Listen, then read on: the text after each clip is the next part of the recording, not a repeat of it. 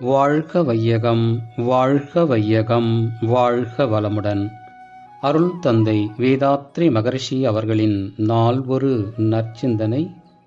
April 28. தலைப்பு: வேதாந்தம் சித்தாந்தம். தத்துவ ஞானியின் வாய்மொழியாகவோ அல்லது நூல் வழியாகவோ ஞான விளக்கத்தை பெற்றுக்கொண்டால் மட்டும் போதாது, முறையான அறிவு பயிற்சியும் வேண்டும். அகநோக்கு பயிற்சி எனும் உள்ளொடுங்கு பயிற்சியின் மூலம் அறிவை உயிரில் ஒன்ற செய்து, உயிரே தனது அடக்கத்தில் தன் மூலமான மெய்ப்பொருளாக மாறி நிற்கும் தன்மையை அனுபவபூர்வமாக பெற்றாக வேண்டும்.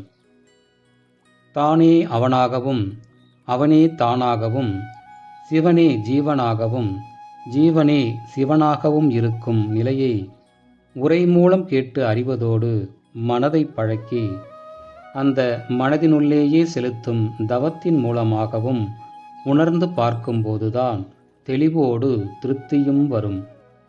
இதை நமது மனவளக்கலை மூலம் சாதிக்க முடிகிறது. தோற்றங்கள் எல்லாம் பஞ்சபூத கூட்டென்றும், பஞ்சபூதங்கள் அணுவின் திரட்சி வேறுபாடென்றும், அணு இறைநிலையின் இயக்க நிலை என்றும் விளக்கம் சொல்வது வேதாந்தமாகும். பிறப்புக்கும் இறப்புக்கும் இடையில் உயிர்கள் அனுபோகம் பெறுவது இன்ப துன்பம் இரண்டும் தான் உண்டு. அந்த இன்ப துன்பங்கள் உணரப்பெறுவது மனதில்தான்.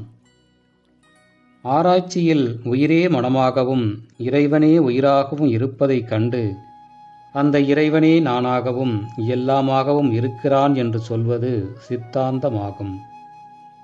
துன்பத்தின் காரணத்தை அறியாதாரும் துன்பத்தை தோன்றுவிக்காமல் இன்பம் மட்டுமே விளைக்கத்தக்க வகையில் தங்கள் வாழ்வை அமைத்து கொள்ளும் விதமாக இன்ப துன்ப இயல்பறிந்தோர் வகுத்த வாழ்க்கை முறையே பக்தி மார்க்கமாகும்.